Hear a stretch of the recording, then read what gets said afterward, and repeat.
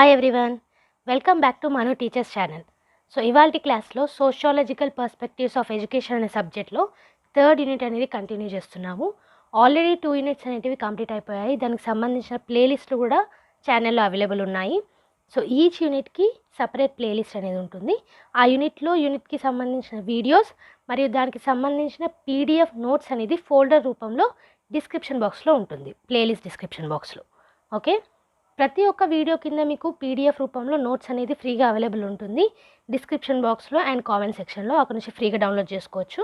ఈ free notes కోసం అయితే వీడియోని లైక్ చేయకుండా మాత్రం వెళ్ళకండి. ఓకే, చాలామంది వస్తున్నారు, చూస్తున్నారు, పీడిఎఫ్స్ని కూడా డౌన్లోడ్ చేస్తున్నారు. ఫ్రీగానే వస్తుంది కదండి, ఒక లైక్ చేసేస్తే నాకు కూడా ఎంకరేజింగ్గా ఉంటుంది. ఓకే, సో లైక్ చేయడం మాత్రం మర్చిపోకండి. అలాగే కొత్తగా ఛానల్ని విజిట్ చేసిన వాళ్ళు సబ్స్క్రైబ్ చేసుకొని పక్కనే ఉన్న బెల్ ఐకాన్ని ప్రెస్ చేయండి. ఓకే, సో ఇవాల్టి క్లాస్లో 3.4 అనేది స్టార్ట్ చేస్తున్నాము, which is democracy and education. Okay, మనది democratic country.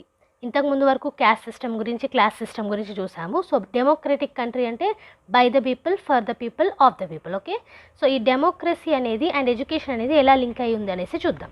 The central point of democratic philosophy of education can be best understood from its etymological derivation. Demos, which means the people, and kratos, which means power. So ఈ democratic philosophy ఏదైతే ఉందో ఎడ్యుకేషన్కి సంబంధించి దీన్ని ఈజీగా ఎలా అర్థం చేసుకోవచ్చు అని అంటే మనకుండే ఎటిమాలజికల్ డెరివేషన్ వల్ల, అంటే ఆ వర్డ్లో ఉన్న డిఫరెంట్ మీనింగ్స్ వల్ల. డెమోక్రసీ అనే వర్డ్ మనకి డెమోస్ అండ్ క్రాటీస్ అనే వర్డ్ నుంచి వచ్చింది. డెమోస్ అంటే ఏంటి? పీపుల్. క్రాటీస్ అంటే పవర్. పీపుల్ పవర్ని డెమోక్రసీ. ఓకే, సో ఇదే ఫిలాసఫీని ఎడ్యుకేషన్లో కూడా ఇంప్లిమెంట్ చేశారు. Thus the combination of these two Greek words mean rule by the people. So ఈ పవర్ ఏదైతే ఉందో అండ్ పీపుల్ ఏదైతే ఉందో ఈ రెండు పదాల కాంబినేషన్ ఏంటంటే రూల్ బై ద పీపుల్. అంటే డెమోక్రసీ అంటే పీపుల్ చే రూల్ చేయబడినది. ఓకే, సో ఈ 2 వర్డ్స్ కూడా డెమోస్ అండ్ క్రాటిస్ అనేది గ్రీక్ వర్డ్స్ ఇవి. Democracy refers both to a political system and a political aspiration. So democracy అనేది పొలిటికల్ సిస్టమ్ అంటారు, అలాగే పొలిటికల్ ఆస్పిరేషన్, పొలిటికల్ పరంగా ఏం మీరు సాధించాలనుకుంటున్నారు. Okay, as a name for a political system it refers to the fact that the people themselves rule in some sense. So ఈ political సిస్టంలో మీరు చూసుకున్నట్టయితే డెమోక్రసీ అనేది ఏమన్నాం మనం? రూల్ బై ద పీపుల్ అన్నాం. అంటే కొంత మేరకు పీపుల్ వాళ్ళని వాళ్ళే రూల్ చేసుకోవడం అన్నమాట. Okay, as an aspiration it stands for the desire to deepen and extend the ideal of self government. So political సిస్టంలో చూసుకున్నట్టయితే పీపుల్ వాళ్ళని వాళ్ళు రూల్ చేసుకోవడం, ఆస్పిరేషన్ పరంగా చూసుకున్నట్టయితే సెల్ఫ్ గవర్నమెంట్ ఐడియాస్ని డీప్ చేయడము, ఇంకెక్కువగా తీసుకురావడం అనమాట. ఓకే, ఏం ఐడియాస్? Self government. నెక్స్ట్ చూసుకున్నట్టయితే democracy refers not only to a system of government but also to general way of life it self. So democracy అనేది ఒక గవర్నమెంట్ సిస్టమ్ లానే కాదు, మన వే ఆఫ్ లైఫ్కి కూడా రిఫర్ అవుతుందన్నమాట. ఓకే, మనం ఎలా బతుకుతున్నాం, జనరల్ వే ఆఫ్ లైఫ్. ఇంకా చూసుకున్నట్టయితే it has ethical, political, social and economic aspects. So ఇక్కడ ఏమంటున్నారు మనకి? Ethical values, political and society పరంగా సోషల్ అండ్ మనీ పరంగా ఎకనామిక్ ఆస్పెక్ట్స్ ఉంటాయనేసి అంటున్నారు. ఇంకా చూసుకుంటే many people use the term democracy as shorthand for liberal democracy, which may include additional elements such as political pluralism, equality before the law, the right to petition elected officials for redress of grievances, due process, civil liberties, human rights and elements of civil society outside the government. So ఇంకేమంటున్నారంటే ఇక్కడ చాలామంది democracy అనేది liberal democracy, freedom democracy లాగా use చేస్తారు. అందులో additional elements కూడా ఉంటాయి మనకి. పొలిటికల్ ప్లూరలిజం ఉంటుంది, అంటే పాలిటిక్స్లోనే డైవర్సిటీ అనమాట. ఓకే, నెక్స్ట్ చూసుకుంటే అందరూ లాకి ముందు ఈక్వలే అనేసి ఈ ఎలిమెంట్ని కూడా అడిషనల్లో ఉంటుంది మనకి డెమోక్రసీలో. అండ్ అలాగే ఎవరైతే ఎలక్టెడ్ అఫీషియల్స్ ఉన్నారో వాళ్ళకి పెటిషన్ పెట్టుకునే అవకాశం ఉంటుంది. దేనికోసం? రిడ్రెస్ ఆఫ్ గ్రీవెన్సెస్, అంటే ఏదైనా నష్టపోయినప్పుడు దాన్ని తిరిగి సంపాదించుకోవడానికి కాంపెన్సేషన్ అనమాట. ఓకే, అండ్ దాంతోపాటుగా మనకి ప్రాసెస్ అనేది ఉంటుంది. సివిల్ లిబర్టీస్, లా పరంగా లిబర్టీస్ అనేటివి ఉంటాయి, ఫ్రీడమ్స్ అనేటివి ఉంటాయి, హ్యూమన్ రైట్స్ అనేటివి ఉంటాయి. అండ్ ఆల్సో సివిల్ సొసైటీలో ఈ అవుట్ సైడ్ ద గవర్నమెంట్ ఏవైతే ఉన్నాయో ఆ ఎలిమెంట్స్ కూడా ఇన్వాల్వ్ అయి ఉంటాయి. ఓకే, సో ఇది about democracy general meaning. Okay, so ఇప్పుడు డెఫినేషన్స్ అనేటివి చూద్దాము డెమోక్రసీలో. సో డెఫినేషన్స్ చూసుకున్నట్టయితే మనకి ఫస్ట్ ఇచ్చిన వ్యక్తి ఎవరు? Abraham Lincoln. So Abraham Lincoln మనకు తెలుసు 16th ప్రెసిడెంట్ ఆఫ్ అమెరికా. ఈయన March 4th ప్రెసిడెంట్ అయ్యారు.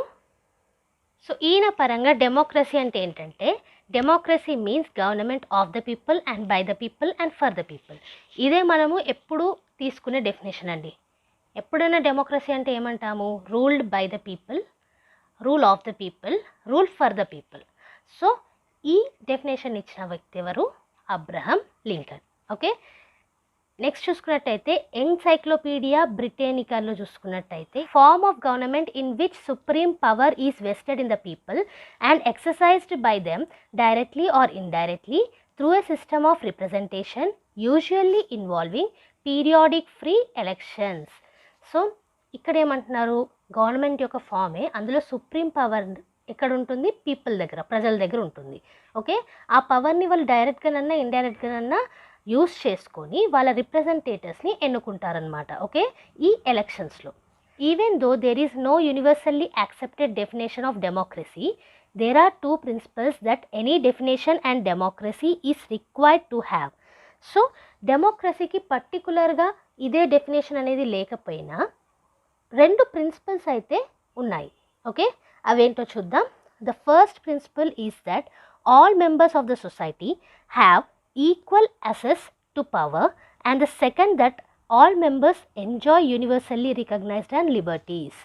సో ఫస్ట్ ప్రిన్సిపల్ చూసుకున్నట్టయితే ప్రతి ఒక్కరికి సొసైటీలో ఈక్వల్ పవర్ అనేది ఉంటుంది.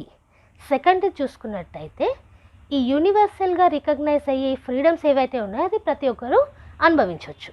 Okay, these are the 2 principles of the democracy. ఇది about the definitions of democracy. Next ఇప్పుడు ఫార్మ్స్ ఆఫ్ డెమోక్రసీ చూద్దాం. So direct democracy, indirect democracy ఇవి. సో ఇక్కడ there are many varieties of democracy, some of which provide better representation and more freedoms for their citizens than others. So డెమోక్రసీలోనే మనకి different types of democracies అనేటివి ఉంటాయి. కొన్ని better experience అనేటివి ఇస్తాయి ఫ్రీడమ్లో, సిటిజన్స్ యొక్క ఫ్రీడమ్లో. ఓకే, సో అందులో some of the major forms of democracy are given below. So ఈ వెరైటీస్ ఆఫ్ డెమోక్రసీలో కొన్ని మేజర్ ఫార్మ్స్ అనేటివి ఇవ్వడం జరిగింది. అవేంటో ఇప్పుడు చూద్దాం. First one is direct democracy. It is classically termed as pure democracy. Direct డెమోక్రసీనే ప్యూర్ డెమోక్రసీ అని కూడా అంటారు. It's traditional form is rule by people through referenda. Referenda అంటే సర్టెన్ రూల్, జనరల్ రూల్స్ అనేటివి ఉంటాయి కదా, దాని ప్రకారంగా పీపుల్ వాళ్ళకి వాళ్ళే రూల్ చేసుకోవడం. It is largely referred to as a political system where the citizens vote on all major policy decisions. So ఇక్కడ ఏంటి, రిప్రజెంటేటివ్స్ ఉండరనమాట డైరెక్ట్ డెమోక్రసీలో. పీపులే పొలిటికల్ సిస్టమ్ లాగా ఏర్పడి వాళ్ళకి కావాల్సిన పాలసీ డెసిషన్స్లో సిటిజన్సే ఓట్ చేసి మేజర్ ఉన్న ఈ పాలసీస్ని ఎన్నుకుంటారనమాట. Okay, it is called direct because in the classical forms there are no intermediaries and representatives. ఇక్కడ రిప్రజెంటేటివ్స్ ఉండరు క్లాసికల్ ఫామ్లో, కాబట్టి దీన్ని డైరెక్ట్ డెమోక్రసీ అంటారు. The people are given the right to pass laws, veto laws and withdraw support from a representative at any time. So ఇక్కడ పీపుల్కి అన్ని rights అనేటివి ఉంటాయి. లాస్ పాస్ చేయడానికన్నా, లాస్ని ఆపేయడానికన్నా. వీటో లాస్ అంటే they can stop the laws. Okay, అలాగే representatives నుంచి సపోర్ట్ని కూడా విత్డ్రా చేసుకునే అర్హత, రైట్స్ అనేటివి పీపుల్కి ఉంటాయి. Direct democracies are often assumed to be limited to small communities. So ఈ డైరెక్ట్ డెమోక్రసీ అనేది ఎక్కువగా స్మాల్ కమ్యూనిటీస్ ఉంటే మాత్రమే సాధించవచ్చు. ఒకవేళ కమ్యూనిటీ పెరిగితే ఇది సాధ్యం కాదు. It obviously becomes difficult when the electorate is large. Electorate అంటే ఎవరైతే ఓట్ వేసే వాళ్ళు ఉంటారో, ఈ పాలిటిక్స్లో అండ్ పొలిటికల్ సిస్టంలో పాల్గొనే వాళ్ళు ఉంటారో వాళ్ళని ఎలక్టోరేట్స్ అంటారు. సో వీళ్ళు పెరిగినట్టయితే, నెంబర్ పెరిగినట్టయితే డైరెక్ట్ డెమోక్రసీ అనేది సాధ్యం కాదు. అక్కడ ఇండైరెక్ట్ డెమోక్రసీ అనేది అవసరం ఉంటుంది. ఓకే, సో అదే ఇప్పుడు మనం చూద్దాం. Second one is indirect democracy. ఇక్కడ it is also known as representative democracy has become the accepted definition of democracy in the contemporary period of large nation states. So పెద్ద పెద్ద నేషన్ స్టేట్స్లో ఈ indirect డెమోక్రసీనే నిర్వహిస్తారు. దీన్నే రిప్రజెంటేటివ్ డెమోక్రసీ అని కూడా అంటారు. సో మనది కూడా లార్జ్ నేషన్ స్టేట్సే కాబట్టి ఇండియాలో కూడా ఇండైరెక్ట్ డెమోక్రసీయే నిర్వహించబడుతుంది. In representative democracy, the people are represented in government by elected members of parliament who makes decisions on their behalf. So ఇక్కడ మనం ఏం చేస్తాం, ఇండియాలో మన రిప్రజెంటేటివ్స్ని ఎన్నుకుంటాం ఎలక్షన్ పద్ధతిలో. అదే చెప్తున్నారు, పార్లమెంట్ యొక్క మెంబర్స్ని మనం ఎన్నుకొని మన రిప్రజెంటేటివ్స్ లెక్క పెడుతున్నాం అనమాట. ఓకే, నెక్స్ట్ చూసుకుంటే on the basis of the work of Joseph Schumpeter 1942, representative democracy is expected to include the following minimal characteristics. So representative democracy అంటే ఇండైరెక్ట్ డెమోక్రసీలో కొన్ని క్యారెక్టరిస్టిక్స్ అయితే ఇవ్వడం జరిగింది జోసెఫ్ గారు. అవేంటో చూద్దాం. ఎ government based on the rule of law. Government అనేది లా యొక్క రూల్ మీద బేస్ అయి ఉండడం. ఎ రిటన్ కాన్స్టిట్యూషన్, ఇండియాలో ఉంది కదా మనకి constitution, a written constitution. Free, fair, competitive, multiparty, periodic elections. So ఖచ్చితమైన ఫెయిర్నెస్ ఉన్న కాంపిటేటివ్ అండ్ మల్టిపుల్ పార్టీస్ తోటి పీరియాడిక్ ఎలక్షన్స్ని నిర్వహించడం. Universal suffrage and basic political and civil rights. So basic political rights ఉండడం, సివిల్ రైట్స్ ఉండడం. దాంతోపాటుగా suffrage అంటే ఓటింగ్కి అర్హత అనమాట, అది యూనివర్సల్గా ఉండడం. So these are the characteristics of indirect government given by Joseph. Okay, indirect democracy గురించి. నెక్స్ట్ చూసుకున్నట్టయితే objectives of democratic education. So ఇక్కడ to the principle of human equality and brotherhood. So మనకు ఆల్రెడీ తెలుసు డెమోక్రటిక్ కంట్రీలో ఈక్వల్గా ఉంటాము and brotherhood అంటే మన తోటి వాళ్ళే అన్న ఒక ఫీలింగ్. సో ఆ principle one of the objective. అలాగే to himself as a human being of dignity and worth. So you as a human being you are okay, నువ్వు వర్తే, నీకు ఒక డిగ్నిటీ అనేది ఉంది. ఇది this implies not only self regard or the attitude of valuing one's liberty but also recognizing the right of other people to value their dignity and worth. అంటే ఇది only నీ పరంగా నువ్వు నీకు వాల్యూ ఇచ్చుకోవడము, నీ యాటిట్యూడ్ని చూసుకోవడమే కాదు, నీ చుట్టూ ఉన్న వాళ్ళ వాల్యూస్ని కూడా రెస్పెక్ట్ ఇవ్వడము, వాళ్ళ డిగ్నిటీకి రెస్పెక్ట్ ఇవ్వడము, వాళ్ళు కూడా వర్త్ అనేసి నమ్మడము. Okay, to the idea of respect for an appreciation of talent, training, character and excellence in all fields of social endeavor. So సొసైటీలో ఉన్న ఈ టాలెంట్ కానివ్వండి, ట్రైనింగ్ కానివ్వండి, క్యారెక్టర్ కానివ్వండి, ఎక్సలెన్స్ కానివ్వండి, వీటికి రెస్పెక్ట్ ఇవ్వడం, అప్రిషియేట్ చేయడం. ఓకే, సో నెక్స్ట్ పాయింట్ చూసుకుంటే to a believe that political, social and economic problems are best solved through non violent and peaceful methods like arguments, discussions, negotiations and persuasions instead of violent, antisocial, corrupt and treacherous methods. So ఇక్కడ political పరంగా కానివ్వండి, social పరంగా కానివ్వండి, economic problems పరంగా కానివ్వండి, non వైలెన్స్ని use చేసి ఆ ప్రాబ్లమ్స్ని తీర్చుకోకుండా పీస్ఫుల్ మెథడ్స్లో తీర్చుకోవడం. అంటే ఆర్గ్యుమెంట్ చేయడము, డిస్కషన్స్ చేయడము, నెగోషియేట్ చేయడము, అవతల వాళ్ళని కన్విన్స్ చేయడము, ఇలా. ఓకే, అంతేగాని వాయిలెన్స్ యూజ్ చేయడము, యాంటీ సోషల్గా వెళ్ళిపోవడము, కరప్ట్ అవ్వడము, లేదా ఈ టెర్రరిజం సైడ్ ఇలా వెళ్ళిపోవడము కాదు అనేసి. ఓకే, సో నెక్స్ట్ పాయింట్ చూసుకుంటే to the obligation and right to work. So పని చేయడానికి ఉండే ఈ ఆబ్లిగేషన్ కానివ్వండి అండ్ రైట్ కానివ్వండి. Okay, to the ideal of honesty and fair play in the solution of social problems and to develop a scientific attitude of mind which is characterised by balance of temper, suspended judgement etcetera. So మన honesty, మన ideal of honesty, fair ప్లేగా ఉండడము, social problems యొక్క సొల్యూషన్స్ని తీసుకురావడంలో, అలాగే scientific యాటిట్యూడ్ని develop చేసుకోవడము, మన క్యారెక్టర్ని బ్యాలెన్స్ చేసుకోవడము, టెంపర్ అనేది తగ్గించుకోవడము, అనవసరంగా ఇచ్చే జడ్జిమెంట్స్ని పాస్ చేయకపోవడము, ఇవన్నీ కూడా వస్తాయి. To duly constituted authority may it be in social, political, professional or any other walk of life.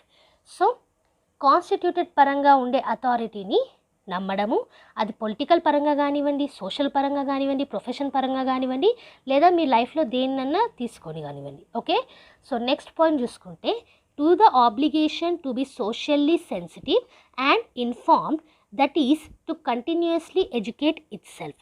Socially sensitive, society పరంగా అన్నీ ఆలోచించేలాగా ఉండాలి అండ్ అన్ని ఇన్ఫర్మేషన్స్ తీసుకునేలాగా ఉండాలి, కంటిన్యూస్గా మనల్ని మనం ఎడ్యుకేట్ చేసుకునేలాగా ఉండాలి. So these are the objectives of democratic education. So ఇవాళ లాస్ట్ టాపిక్ చూసుకున్నట్టయితే which is basic objectives of education in a democratic country. Democracy as respect for dignity of the person.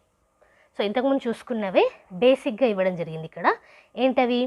ఒక person డిగ్నిటీని respect ఇవ్వడం, అలాగే democracy as freedom, freedom అనేది ఉండాలి. Democracy as equality, equality అనేది ఉండాలి. Democracy as sharing, ఒకరితో ఒకరు share చేసుకునేలా ఉండాలి. ఏ passion for social justice, social justice అనేది అంటే న్యాయం అనేది జరగడానికి ఒక పేషన్ అనేది ఉండాలి మనలో. టాలరెన్స్, పేషెన్స్ అనేది ఉండాలి. To raise the intellectual cultural standards of education. So education పరంగా ఇంటెలెక్చువల్ కల్చరల్ స్టాండర్డ్స్ని పెంచడము. Okay. Development of love for the country, patriotism. Okay, దేశభక్తి ఉండడం. Education should develop love for work. Education అనేది మీరు చేసే జాబ్ పరంగా, వొకేషనల్ పరంగా, మీ వర్క్ పరంగా దాని మీద లవ్ అనేది ఇంక్రీజ్ చేయాలి. ట్రైనింగ్ ఇన్ లీడర్షిప్, లీడర్షిప్ క్వాలిటీస్లో ట్రైనింగ్ అనేది ఉండాలి. ఇది ఎడ్యుకేషన్ పరంగా democratic objectives. Okay, which are పర్సన్కి dignity, freedom, equality, sharing, social justice, patience, intellectual పరంగా, కల్చరల్ పరంగా స్టాండర్డ్స్ అనేవి ఇంక్రీజ్ అవ్వాలి ఎడ్యుకేషన్లో. అండ్ అలాగే మనం చేసే జాబ్ మీద ప్రేమ అనేది ఉండాలి, మన కంట్రీ మీద ప్రేమ అనేది ఉండాలి, అండ్ లీడర్షిప్ క్వాలిటీస్ని ట్రైన్ చేసుకోవాలి. ఓకే, సో ఇది ఇవాల్టి క్లాస్. ఇవాల్టి క్లాస్లో డెమోక్రసీ అండ్ ఎడ్యుకేషన్ అనే టాపిక్ని స్టార్ట్ చేశాము. అందులో డెమోక్రసీ యొక్క మీనింగ్ చూసాము, డెఫినేషన్స్ చూసాము, డెమోక్రసీ యొక్క ఫార్మ్స్ని చూసాము, డెమోక్రసీ యొక్క ఆబ్జెక్టివ్స్ చూసాము. దాంతోపాటుగా ఎడ్యుకేషన్ పరంగా డెమోక్రసీ యొక్క ఆబ్జెక్టివ్స్ కూడా చూసాం. ఓకే, సో నెక్స్ట్ క్లాస్లో అసలు డెమోక్రసీ అండ్ ఎడ్యుకేషన్ అంటే ఏంటో అనే టాపిక్ నుంచి స్టార్ట్ చేద్దాం. ఇంకొక క్లాస్ తోటి మీకు థర్డ్ యూనిట్ అనేది కంప్లీట్ అయిపోతుంది. ఇది ఫ్రైడే వస్తుంది మీకు క్లాస్ అనేది. సో మిస్ కాకుండా చూడాలంటే కనుక సబ్స్క్రైబ్ చేసేసుకొని పక్కనే ఉన్న బెల్ ఐకాన్ని ప్రెస్ చేయండి. సో దట్ మేము వీడియో పెట్టిన ప్రతిసారి మీకు నోటిఫికేషన్ అనేది వచ్చేస్తుంది. Every Tuesday and Friday regular videos అనేవి అప్లోడ్ చేస్తాము. బోనస్ వీడియోస్ ఎప్పుడైనా రావచ్చు. అండ్ అలాగే కింద కామెంట్ సెక్షన్లో ఏమైనా డౌట్స్ ఉన్నా మెన్షన్ చేయండి. నోట్స్ అనేది కామెంట్ సెక్షన్లో డిస్క్రిప్షన్ బాక్స్లో పీడిఎఫ్ రూపంలో ఉంటుంది, ఫ్రీగా డౌన్లోడ్ చేసుకోవచ్చు. ఈ ఫ్రీ నోట్స్ కోసం లైక్ చేయకుండా మాత్రం వెళ్ళకండి. అండ్ అలాగే మీ ఫ్రెండ్స్ తోటి ఛానల్ని షేర్ చేసుకోండి. ఓకే, సో నెక్స్ట్ వీడియో తోటి మళ్ళీ కలుద్దాం. అంతవరకు eat, sleep, learn and repeat. And thank you for watching. Bye bye.